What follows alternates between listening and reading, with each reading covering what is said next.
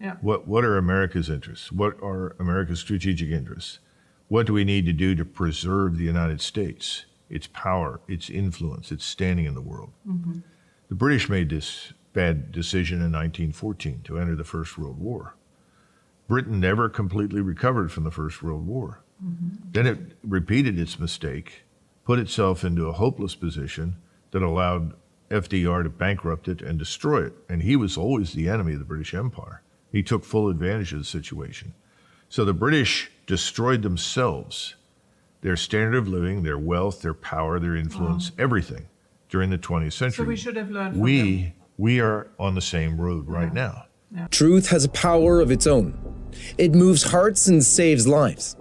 It heals wounds and restores souls, but only if it is heard.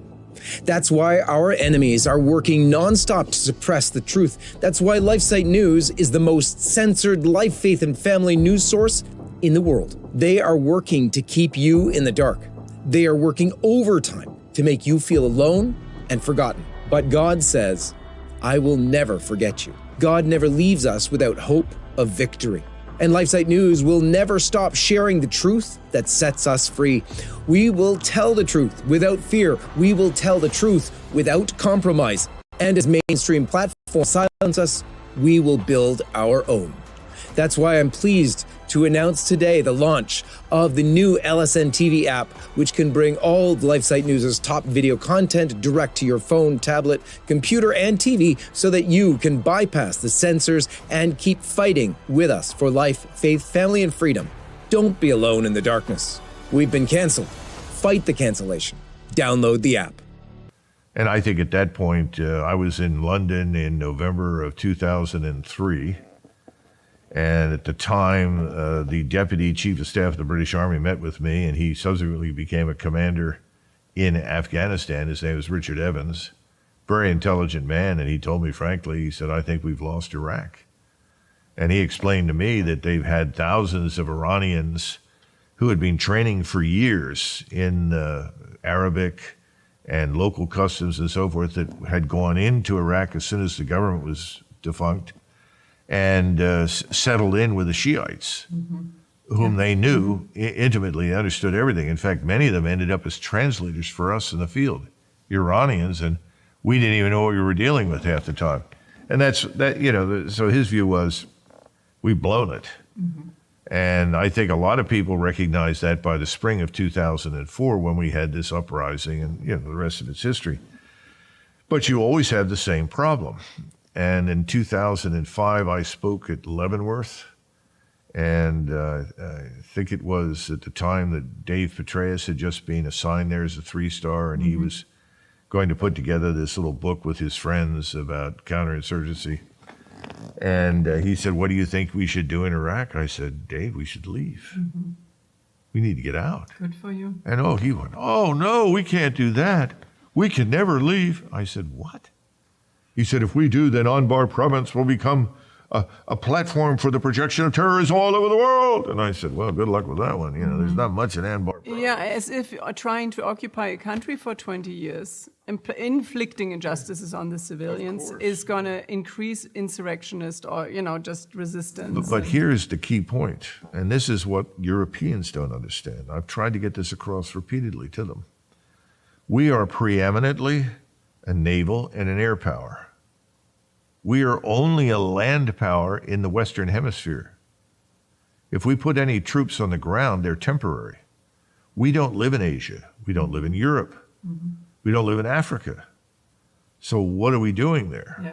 In other words, anything we do is inherently temporary. Yeah, exactly. Understand that. Yeah. The problem is that wherever we go for brief periods of time, it's like sticking your hand into a bucket of water. As long as your hand's in the water, you displace the water. You pull your hand out and the water returns. All we do is disrupt the regional dynamics temporarily. And eventually those dynamics return. And there's a readjustment period, especially as we leave. It becomes very, very obvious. Again, no willingness to look at reality. Who are the principal powers in the Middle East? Historically, there are two powers that run things in the Middle East. The Turks, And this, of course, was the Ottoman Empire. And before the Turks showed up, the Persians. Those are the two great powers in the region. And their cultural influence, their administrative influence, all of that is visible wherever you go in the region. You know, you see the Persians were here long before anybody else showed up. You go to Jerusalem and the Mamluk influence, and they, of course, were a group of people that established themselves. They were very Turkish-like in many respects. They established themselves in Egypt, but they were not Egyptians. And they drive out eventually the Mongols. And then not long after the Turks then move in and effectively drive us out of the Crusader states. In other words, take note of what's been here before. Understand who's running the show. It's just like the Balkans. Who's the dominant force in the Balkans, in Greece, in Romania, in Bulgaria, in Serbia? Russia. All right, so before you do anything, you might consult with the Russians. Before you do anything in the Middle East, you might go to consult with the Turks and the Iranians. But we don't. No, we're right, they're wrong. And that's how you not create allies and sustainable friendships. Yeah, well, it's also called practicing economy of enemies. And that's how the British ruled a quarter of the world's population so successfully with a fraction of British people. Because they went in and they said, with whom can we do business?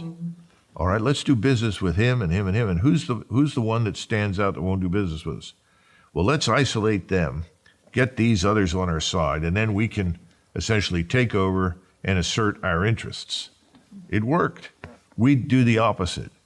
You're with us or you're against us. Remember, that was George Bush's statement that came from this man from another neocon maniac. You're with us or against us. No, most of the world doesn't need to be involved. Most people are neutral, idiot. Forget it. Leave them out. Don't make enemies where there are none. But that's the way they do business. These are hard-edged, hard-nosed ideologues that believe they are right, everyone is wrong, and everyone must conform to what they want. And they do so much harm. I mean, so much so that, I mean, when people listen to your podcasts or interviews, it's accelerating Ukraine, you know, the danger of an escalation with Russia is there, the escalation in Israel. Well, I think we have some good news in Ukraine right now. When I say good news, I mean, that's probably an exaggeration, but I think the people in Washington are sufficiently afraid that they are backing away from any sort of direct confrontation with the Russians in Ukraine. Washington has told Macron in Paris, forget it. Don't send any troops. I think behind the scenes we've told the same things to the British, but the British are too proud to say we were stupid, made a mistake. No one wants to back down from the outrageous statements of the past and the stupid policies we are winning that they embrace. Just we're winning, Putin is losing. It's just insane. But you called it from day one. I mean, of course. But you know, strategically, it's very easy to understand. You know, where somebody asked me, well, where would you stop the Chinese since you don't want to fight them in Southeast Asia? And I said, well, I think the ideal place for us to stop the Chinese is sort of in the middle of the Pacific. And he says, what do you mean? I said, that's where the United States Navy has all the advantages. That's where we can dominate easily from space, from the land, from the sea. And if anybody tries to cross the Atlantic against us or cross the Pacific, they've had it. It's not going to happen. And there's no sense of letting your erstwhile opponent or your competitor overextend themselves. And see, that's what we don't understand. That's what the Russians and the Chinese and the Iranians and others have all let us do. We've overextended ourselves. And now we are a shadow of our power in 1991. 30 years ago, the kinds of statements that Biden and his friends make, you could make. Incautious and ill-advised, but you could make them because you had the credibility of the force behind you. Yeah, I mean, the exhaustion of running 20 years Iraq war. And what I also wanted to bring up is just the social effects on our own country next to all the suffering of the civilians over there. But when you go to a military base today, you see signs, suicidal thoughts, call this number, and the other sexual assault warnings. So you see, right going into any base, this is a military community that's falling apart. Because, I mean, we met on one base a soldier who was employed for 19 years. He was like a robot. I mean, what is this going to do to Americans, their families, this structure and the cohesion of families, when they are, in war for so many years? We are destroying. It's coming back. It's to haunt us. It's destroying our society. It's exhausting our infrastructure. Where did we put all the money that was supposed to strengthen our country? Make this country flourish. Sure. We and that's one squandered of the points, our wealth. Yeah, we are squandering, and now we are in this moment where. Would you agree that it's time to tell these elites, the neocons, re-emerging under Biden with Blinken and Nuland, just leaving, but still she did enough damage, to tell these neocons and their allies, this is enough. We want to take care of our own country. We want to rebuild this country and not go further. Keep funding Ukraine, keep funding Israel. Where is this going to end? Well, see, the problem is that they're internationalists. They're not nationalists. In other words, there's no sense of America first. Mm-hmm. Yeah. What are America's interests? What are America's strategic interests? What do we need to do to preserve the United States, its power, its influence, its standing in the world? Mm-hmm. The British made this bad decision in 1914 to enter the First World War. Britain never completely recovered from the First World War. Mm-hmm. Then it repeated its mistake, put itself into a hopeless position that allowed FDR to bankrupt it and destroy it. And he was always the enemy of the British Empire. He took full advantage of the situation.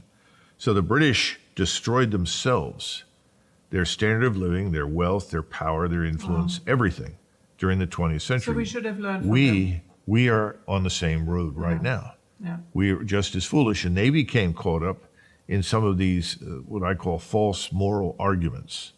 We have a moral obligation to Belgium. Oh, no, you don't. Mm-hmm. Belgium didn't even exist before, 1840-something? Yeah, and also as a mother or as a father, do I want my son to die Well, on of course, that soil? of course, if he were to be deployed. And the British were always very sensitive to that because the British population was not as large as, say, the population of Austria-Hungary or Germany or even France, and so there was a sense of limitation.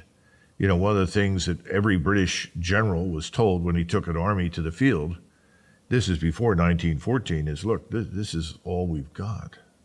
Don't lose it, because there's not another army waiting at home to come and replace you. Well, that changes the complexion of your operation. Yeah. It means that you have an interest in avoiding fights. And you see, we came out of World War II, I think, as a nation, with the view, and it's not an unreasonable one, that the best way to avoid future war is by being prepared to fight one. All right, sounds good in theory. But there should have been a corollary that said, and just because you're prepared to fight one, doesn't mean you need to keep fighting. There's no reason why you should do Exactly, because then you have to keep up the apparatus and the machinery. Yeah. So what you should do is go back to the original thinking, which is, unless we're attacked and we ourselves are at risk, or our vital strategic interest is at risk, we don't fight. Yeah, exactly. And so we spent the first sort of 160 years as a regional hegemon. We're the regional hegemon in the Western Hemisphere. Yeah. Until recently, until we opened our borders at any rate, there's been nobody in the Western Hemisphere that could challenge us. Yeah. The Canadians certainly aren't interested in doing so. We've had good relations with them. And despite the problems with Mexico, that resolved itself in 1865 when we sent 50,000 troops to the border with Texas and told Napoleon III and 32,000 French troops to get the hell out of Mexico. End of discussion. Then we won the Spanish-American War and ejected the last vestige of European influence and power in our hemisphere. That was enough for us. We didn't have to invade Colombia or invade Bolivia. That was never required, never needed. Yeah. We don't even want to invade Mexico. There's never been any real interest in going there because there's too many Mexicans, and that would have a big impact on us, and we don't want to do it. Well, we've lost sight of that. Suddenly we determined that we're a regional hegemon, but we can also be a global hegemon. And we've lost our sense of balance. Truth has a power of its own. It moves hearts and saves lives.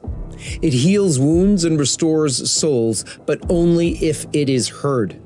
That's why our enemies are working nonstop to suppress the truth. That's why LifeSite News is the most censored life, faith, and family news source in the world. They are working to keep you in the dark.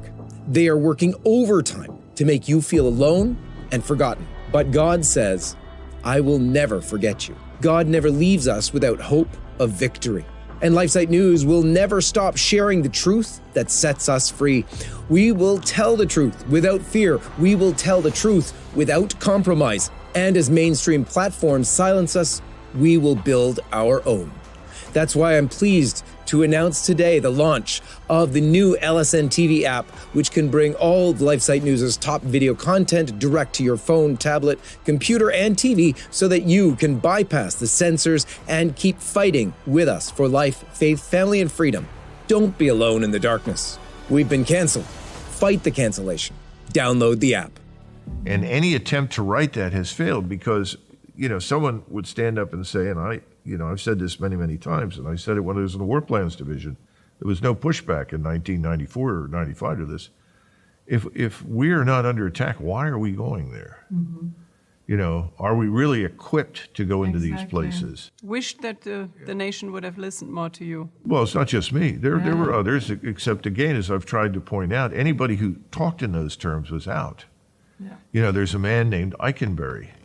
He made his reputation in Somalia. What a terrible place to say you made your reputation, but he did. And he was a big proponent for humanitarian intervention and nation building and all these things. He had a picture of Woodrow Wilson on his wall. And I was lieutenant colonel at the time, and he was a full colonel when I was in the War Plans Division. And he's a West Point grad, graduated a couple of years ahead of me.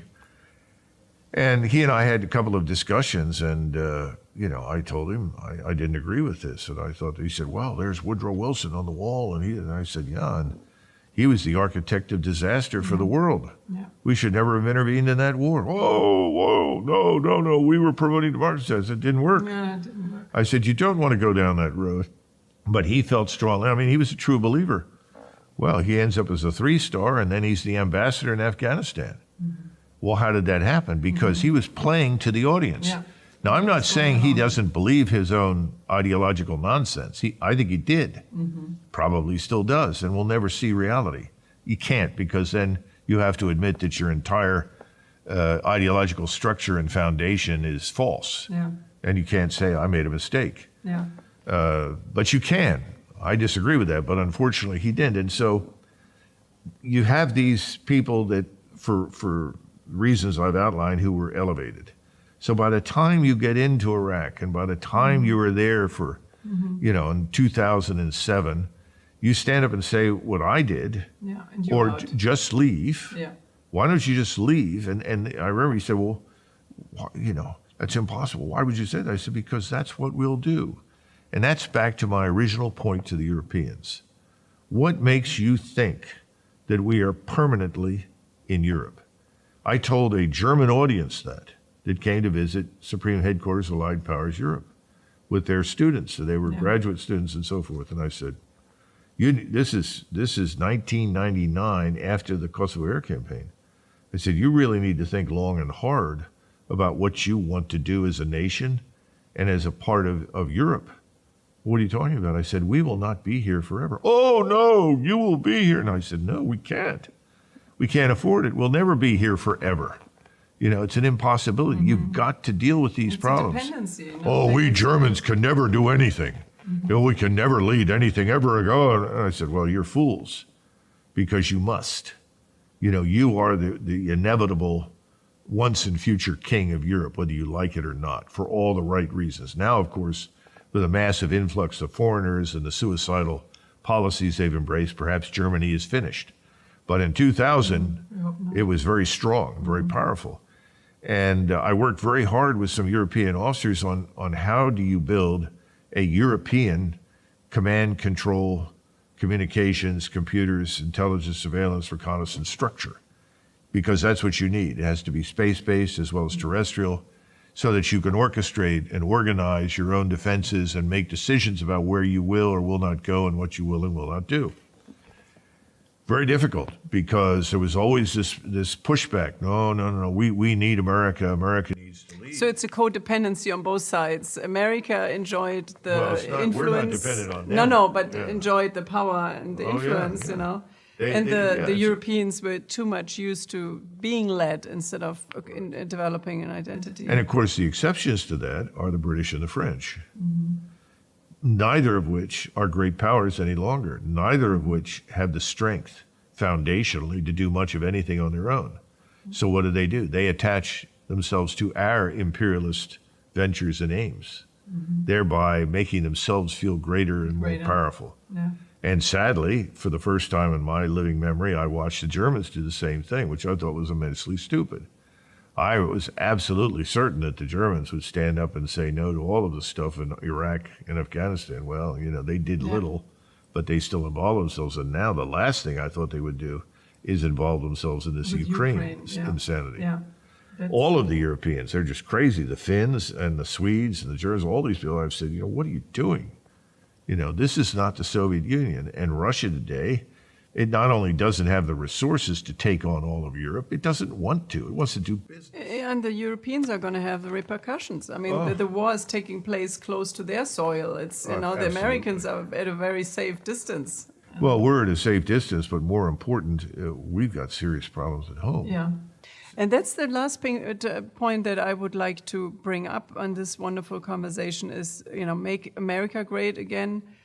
This cannot be at the, the crowd that wants to make America great again cannot make Israel great again, serve the interests of another nation. It has to, in my view, it has to be in the upcoming elections, the candidates need to be vetted according to whom they truly want to serve, And how do we rebuild this country? And this is where I would like you to tell us a little bit about your organization, because it seems it might have to be a grassroots development that we rebuild and have conversations among citizens to open eyes and to say at the elections what we want and which candidate we want and which not, because this is further and further eroding this country, this expansionism, this interventionist policy over the world.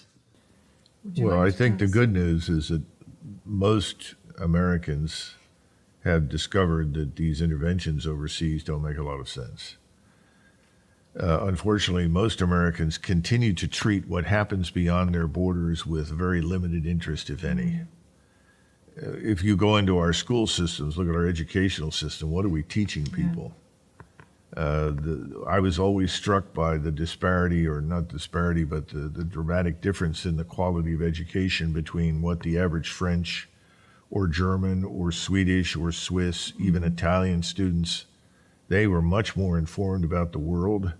They had views that were based on fact, very little fantasy. Everything we talk about in the past is an exercise in self-congratulation with very little facts, and we just move on.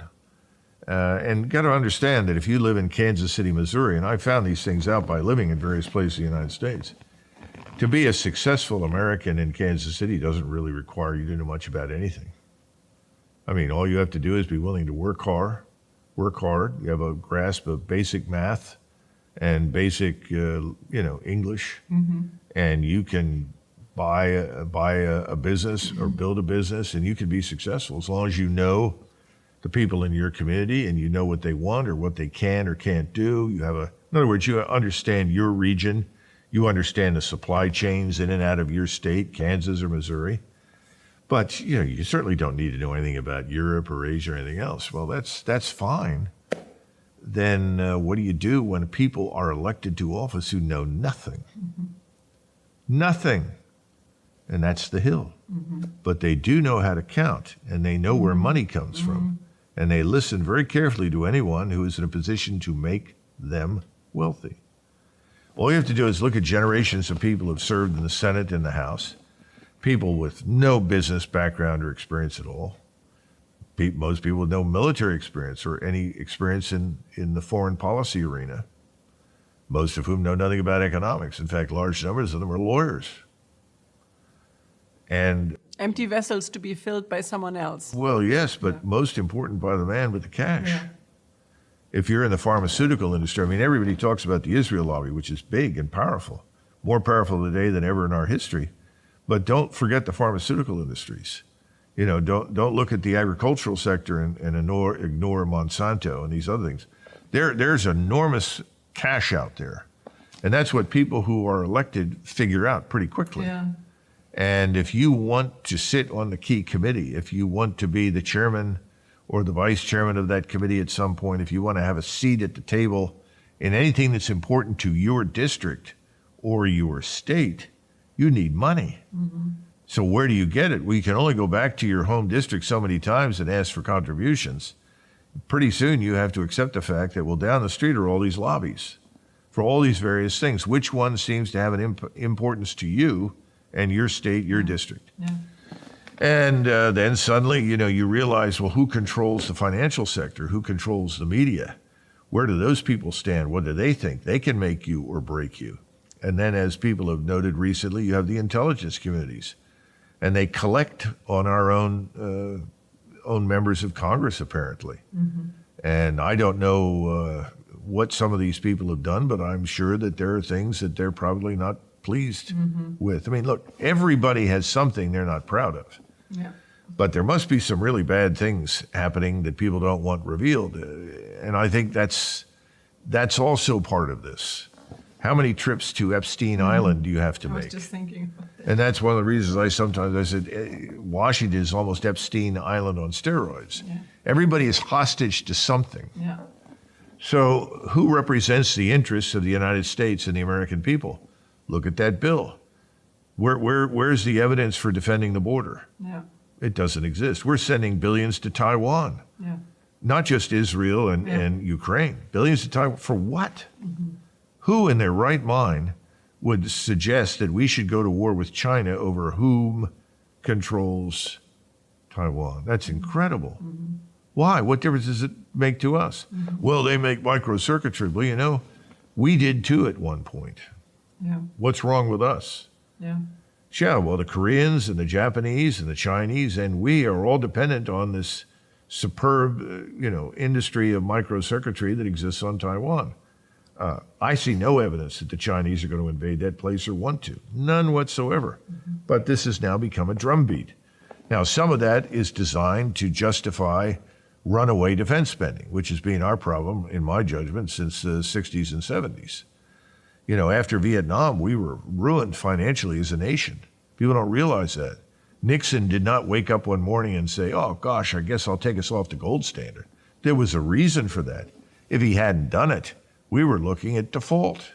We were looking at economic catastrophe in the United States, a financial collapse. Mm-hmm. So it was supposed to be temporary. And like everything that starts in Washington as temporary, it becomes permanent. Yeah. Well, what do we do now? We're in much worse shape than we were in 1972 or 1975. Infinitely worse shape, financially and economically. How do we avoid Armageddon? Well, now people are saying, well, we can inflate our way out. Oh, that's great. Yeah. Anything that saves the banking system and the financial system that's controlled by the wrong people. Yeah. I don't think that'll work. But all I'm trying to say, there are lots of people with lots of interests and lots of cash. Yeah. Now, then the question is, how do you change this? And you were talking about grassroots. Well, grassroots sounds great in theory. But if you don't control the organs of power, which is what Lenin talked about when he took over in Russia, then you aren't going to get very far. What are the organs of power? The military, the police, and the intelligence services. Yeah, and they are captured. And they are more important today than they have ever been. But wouldn't you think, for example, your organization, Our Country, Our Choice, this is a connecting of people nationwide, at least to exchange ideas, to strengthen the identity of those who want the common good of this country and, want truly to heal this country. And so... Well, I would say one other thing. Our Country, Our Choice wants to unite people across party lines. Mm-hmm. We think there are lots of Democrats and Republicans who share a commonality of interest around core issues. We think everybody wants to end the current immigration disaster. Yeah. We want to defend our borders. We want to close this mess off. We want to restore the rule of law, which means we've got to expel these illegals. Yeah. And we have to crack down on criminality. Truth has a power of its own. It moves hearts and saves lives. It heals wounds and restores souls, but only if it is heard. That's why our enemies are working nonstop to suppress the truth. That's why LifeSite News is the most censored life, faith, and family news source in the world. They are working to keep you in the dark. They are working overtime to make you feel alone and forgotten. But God says, I will never forget you. God never leaves us without hope of victory. And LifeSite News will never stop sharing the truth that sets us free. We will tell the truth without fear. We will tell the truth without compromise. And as mainstream platforms silence us, we will build our own.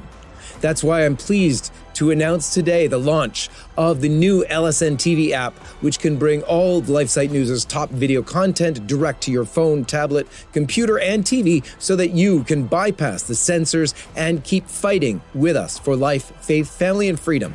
Don't be alone in the darkness. We've been canceled. Fight the cancellation. Download the app. And that must happen. You know, everybody agrees with that. Whether you live in Philadelphia or Boston or Los Angeles, there are very few people who disagree with that. They may disagree on methods and how you do it, but they all agree on that. Yeah.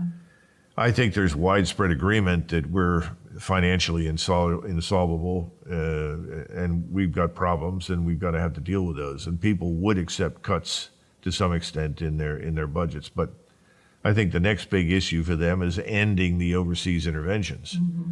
And people understand that, you know, you can have 50, 60,000 troops in Germany, or you can have another 50 or 60,000 troops here. So that means you can spend the money that's spent in Germany, mm-hmm. or you can spend it here.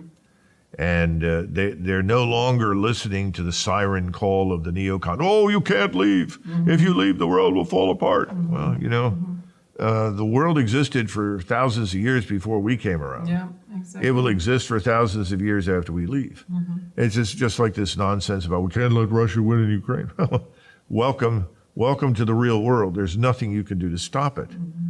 And instead of doing the stupid things you have, which is to cultivate hostility, anger, and hatred in Russia for us, we could have come to some sort of amicable solution. Yeah. And it's time to admit that NATO no longer serves the purpose it once did.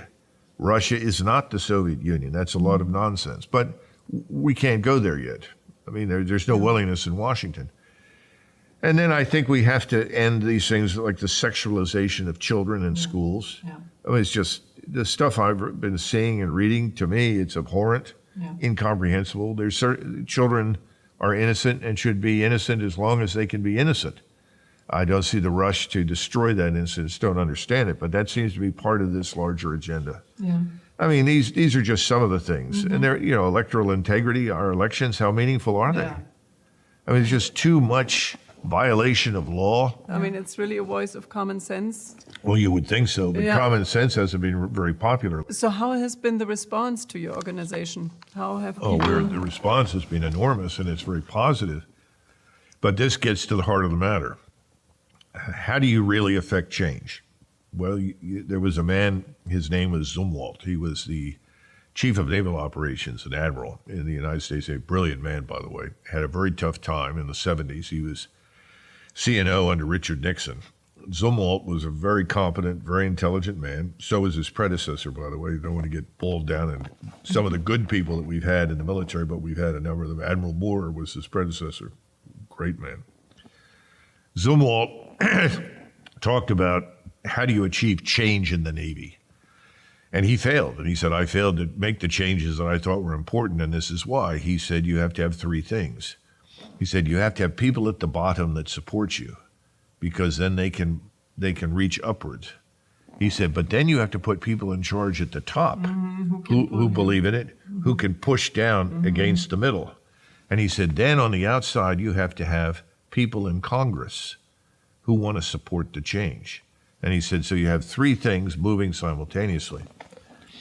Getting Congress on board is probably not going to happen because too many people have figured out it's not in their interest, personal interest, to change a damn thing. So I don't bet heavily on Congress. We just saw, for instance, an attempt to remove this man, Mike Johnson. And I was so disappointed when he was appointed, because all you had to do is look at where he gets his money from, and you said, my God, we're electing a disaster. This man's not his own man.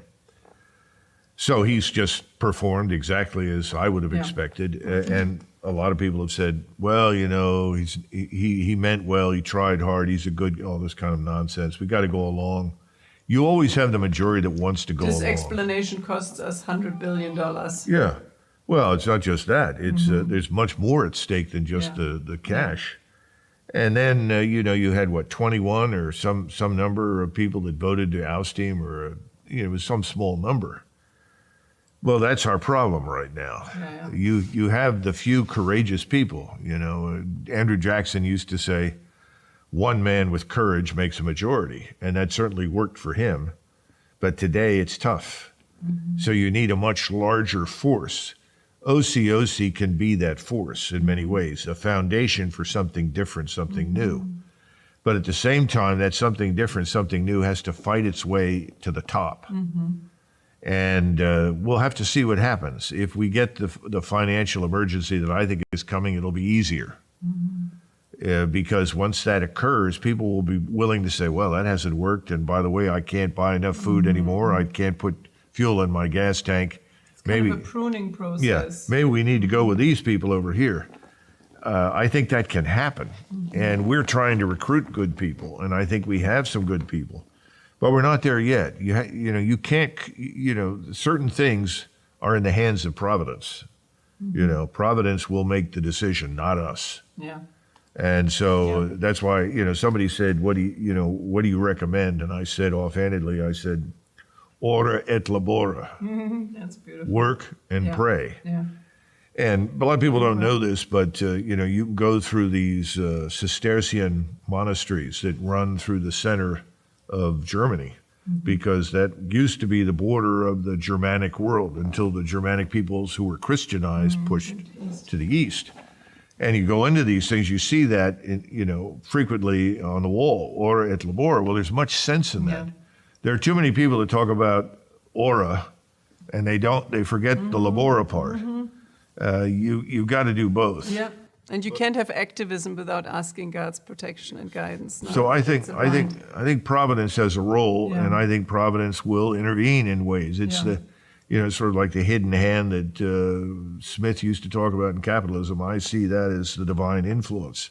Of course, some people say, well, you're obviously delusional. You don't know what you're talking about. I mean, this has become very popular to pour buckets of filth and abuse over anybody who says, no, I really think there's something beyond this life, and I believe that there is the hidden hand of Providence.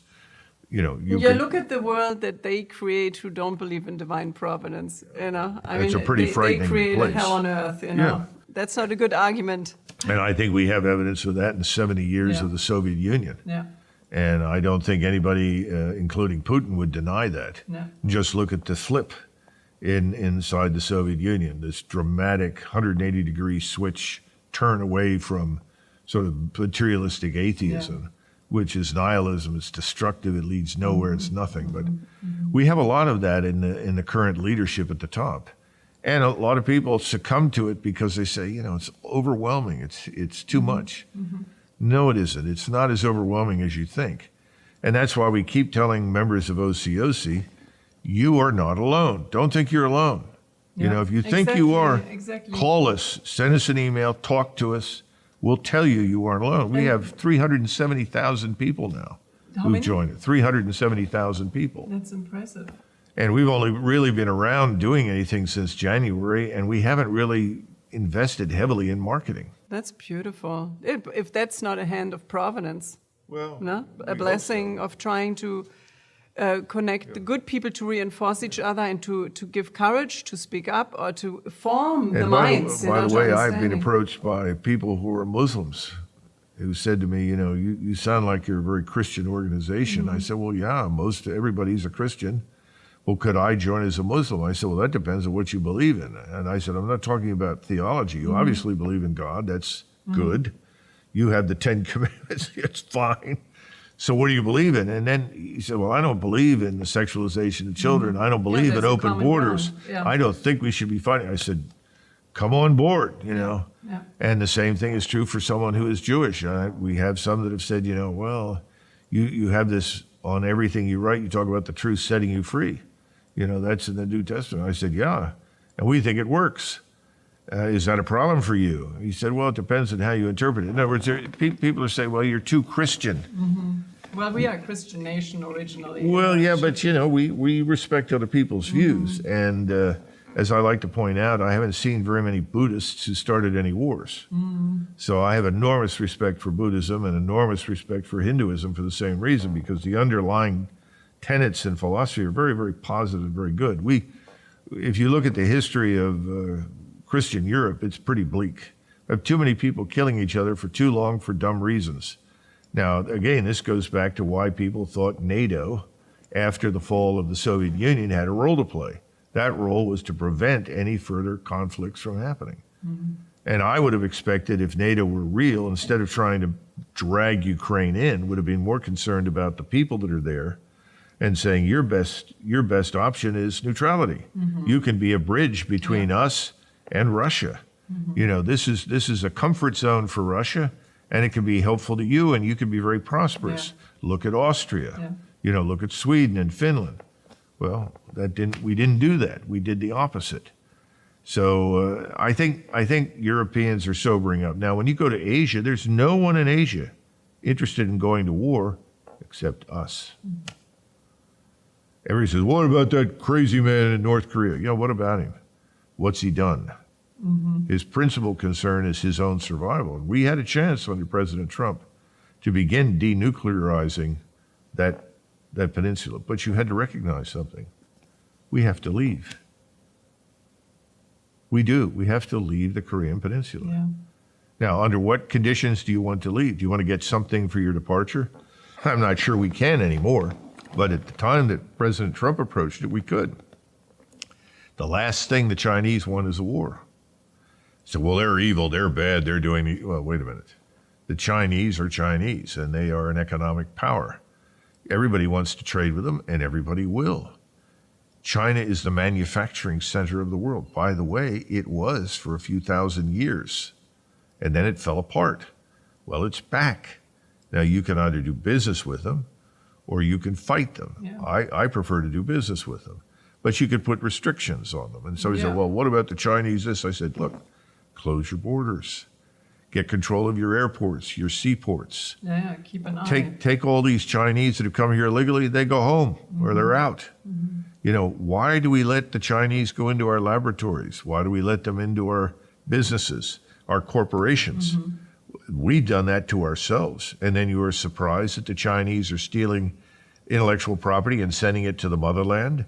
They've been doing this for 2,000 years. The Japanese and the Koreans will tell you this is typical Chinese behavior. And they'll say to you, how many Chinese do you see in our labs? How many do you see in our universities? The Koreans and the Japanese know what they're dealing with, so do the Vietnamese. It doesn't require you to go to war. It does require you to be prudent, to exercise self-defense on many different levels. Exactly, on many levels. And we don't do it. Yeah. So that's the problem with China. And they said, well, look at all the ships they're building. How about all the cracks in the holes? How about all the people in the shipbuilding industry in China who've been arrested for corruption? Oh, I didn't know that. You know, they just inspected the rocket forces, the elites in the Chinese military, and they found that half the rockets, these are ballistic missiles designed for use against us or cruise missiles if we try to invade China. The fuel wasn't in these things. They sold the fuel. I mean, come on, this is China. This is not Imperial Japan. And everyone looks past Japan. Well, they're an aging population. Oh, the Japanese. Japan is a very powerful state, extraordinarily intelligent, capable people. We don't need to police Asia. We need to get out of it. We need to demilitarize our relationship with Asia. But as soon as you say that, you'll have the whole U.S. Navy and Marine Corps up in arms, because without that, what do? But that brings me to the other thing that people don't understand. The forces we have today are simply anachronistic. They are still tributes to the Second World War. One of the things that has worked very well for the Russians is that they have fundamentally rethought warfare. They have a new force now. They have new ways of doing business. They've organized differently.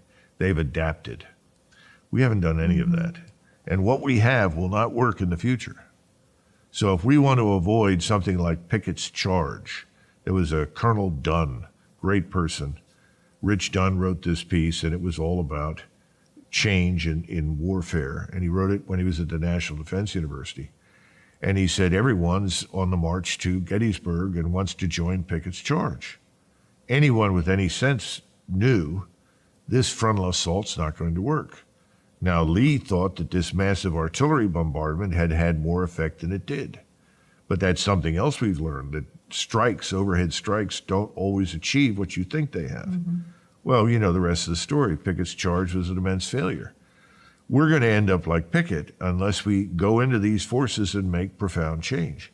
But right now, the combination of ignorance and self-interest on the Hill, and I would argue self-delusion and self-interest in Department of Defense, will prevent anything from changing.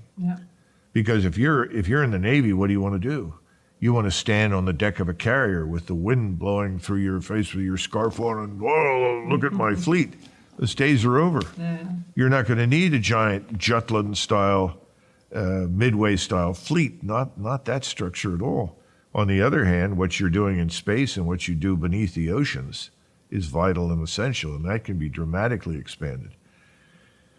Nobody really wants to go there. Everyone is clinging tenaciously to the obsolete, everything. And what is obsolete? This notion of American political, military, financial hegemony is obsolete. Our armed forces, the structure, the focus, the orientation, the mentality is obsolete. And ultimately, this notion of the nation that can be everything and nothing, that an American could be anything, and therefore if an American could be anything, then America is nothing. No. There is such a thing called an American. They're real. I'm one, you are, everybody in the room is. We are not accidentally Americans. We did not wash up with driftwood on the beach. We are really Americans. There is an American people, culture, mentality, thinking. That was wiped away as a result of these two world wars. It's coming back. People are realizing this is not what we are about. This is not what our mission in the world is. Exactly, and that's really, we hope so much that with the help of your organization and these conversations that we come back to these roots and, find ourselves. And by the way, we haven't said much about that, but what's happening in Israel today is an example of what we are not. Now, does this mean that we have not made mistakes, that we have not committed atrocious acts in ours? Of course not. Every people, every nation, you make mistakes, and you're supposed to learn from them and improve progressively through fault. Well, we figured a lot of these things out. There are things that we would never do today that we did in 1901 in the Philippines, where we killed 250,000 Filipinos in an occupation that was unnecessary in a place we had no business being, but we did it because we thought we were supposed to demonstrate our power and that Philippines was vital to us. Well, guess what happened after that? For the next 40 years, we tried to get rid of the Philippines because it's a strategic liability. We were trying to offload the Philippines all through the 30s. MacArthur was given specific permission by Franklin Roosevelt that if he could negotiate neutrality for the Philippines with the Japanese emperor, we would leave the Philippines because we knew we couldn't defend it. Well, that failed. And we know the rest of that particular story and that tragedy, what happened in the Philippines. And I keep trying to tell people, we need to understand that if we're not careful around the world, in the Middle East, North, Central Africa, wherever we go, we could end up on the way to Bataan. In other words, with thousands of American soldiers captured and marched off in ignominious retreat and defeat. We don't want that. And it's not necessary, it can be avoided. Well, MacArthur tried, he failed, the rest is history. We have too many people sitting right now in Syria, very vulnerable. Same thing in Iraq. People say, well, look, we faced off those Iranians. The Iranians haven't done anything. These Shiite militias are not there to kill us. But if we take on Iran directly, they will. Same thing is true with Hezbollah. We need a different solution in the Middle East. And one of those with Israel is to live with its neighbors. Now, it's not easy, especially when you've had, how many years? 70 years of hostility and fighting. But we still would be ways. But we did have success after 73. And tragically, we now have Sisi warning Israel, if it doesn't cease and desist in Gaza, that he's going to renounce the terms of the 73 Camp David Accords, which I think would be catastrophic, because that opens the door to much more. Yeah. And we have to understand that the Turks, the Iranians, are not hapless fools. These are not Bedouin Arabs that have no air defenses, that have no armies, that have no air forces, that can be bombed at will. They have high concentrations of smart human capital. They have exceptional capabilities in all sorts of areas, from cyber to in rocketry. It doesn't make any difference. These people are not pushovers. They have resisted intervention, thank God, to this point.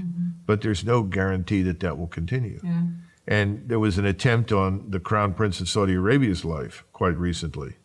That's a bad sign, because what that says, he had announced that he was prepared to return to normalization with Israel. His population will have nothing to do with that. Yeah. So the hatred, the violence is metastasizing in the region. Yeah. We have And proven we are not helping. we have proven completely inept. We are so busy saying, "Oh, I'm going to fight for Israel. I love Israel. We want Israel, please." Yeah. And where's my money? Reward me for my fealty. This is a bad situation. Yeah. And then, of course, you have It's large actually numbers. not helping them, and it's not helping us. It It really is not. It's not being a good friend, A friend of mine, in fact, he's not really a friend. This is another person, Jeffrey Sachs. And he said that what is being done to Judaism as a result of this is catastrophic. I've simply thought that Netanyahu has put the very existence of his state at risk unnecessarily. Yeah. There were various ways to respond to what happened on the 7th of October. It's also open to question what happened on the 7th. How could that have Many ever questions. happened? I'm still suspending disbelief.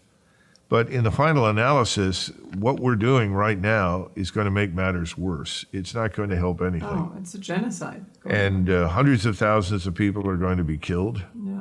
And this will not go unnoticed.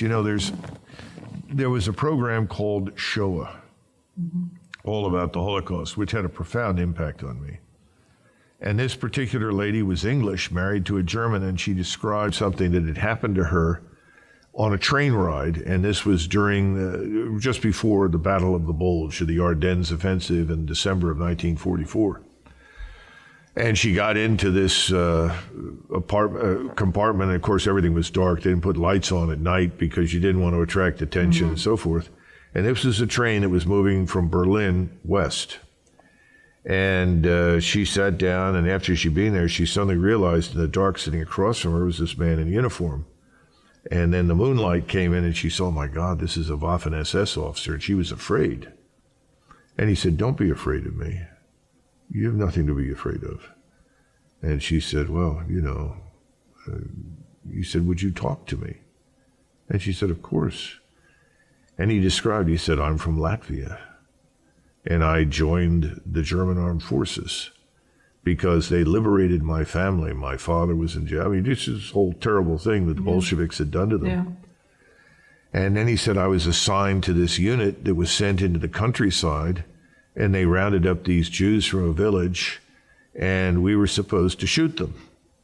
And this little Jewish boy was standing next to this elderly man, and the elderly man was obviously his grandfather, and he said to the child, 'Don't worry, my child. God is watching what happens today.'" And then, of course, he said, everybody opened fire. He said, I could not do this. He said, "I shot in the air." So he said, "I immediately requested transfer." Yeah. And I wanted to be in the fighting side of it, so I ended up with the Waffen-SS, and I guess he was the equivalent at that point of a captain or something.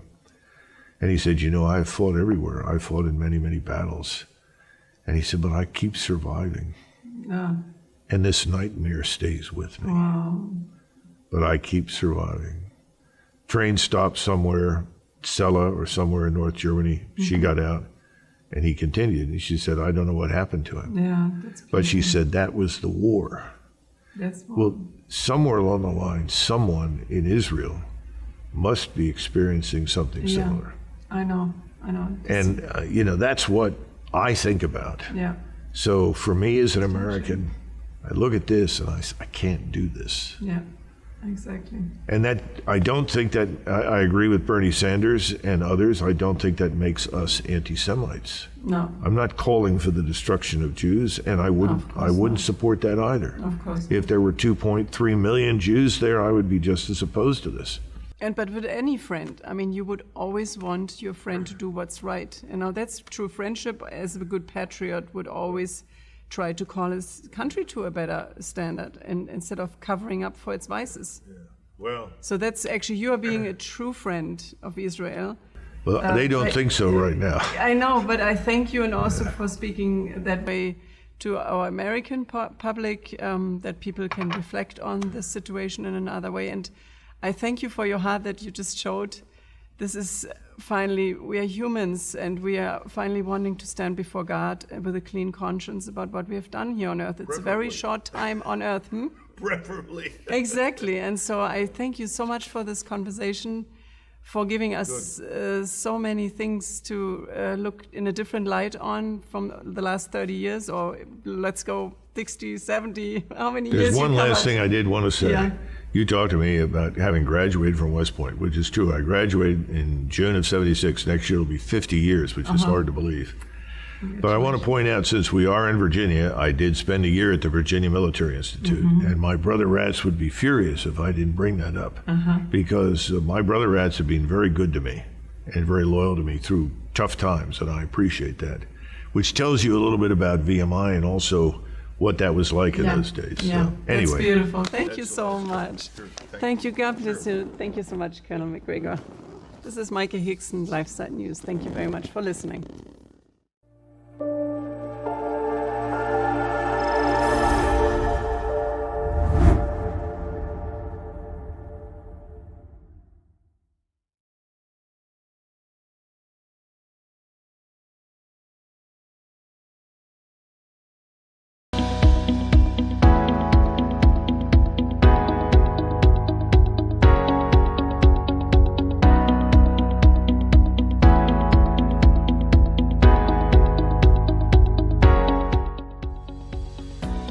Welcome to Tangaza University College, a multicultural community of holistic formation rooted in gospel values.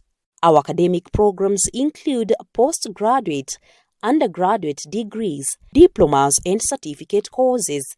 At Tangaza University College, we pride ourselves as the leading college in inclusivity, with all our learning facilities attuned to accommodate students with special needs. Delight in an ambient environment, professional lecturers, and world-class learning facilities, including a spacious, well-equipped library, a research center, science laboratories, and a multimedia studio. Our full-time and part-time intakes are open in January, May, and August every year. We also offer holiday-based programs in April, August, and December. For more information about our courses and enrollment procedure, visit us along Langata South Road in Karen, Nairobi, or visit our website at www.tangaza.ac.ke. For remote inquiries, send an email to inquiries@tangaza.ac.ke or call us on 0722 204 724 or 0733 685 059. Enroll now for our competitive PhD, Masters, Bachelor's, Diplomas, and Certificate courses. Tangaza University College, teaching minds, touching hearts, and transforming lives.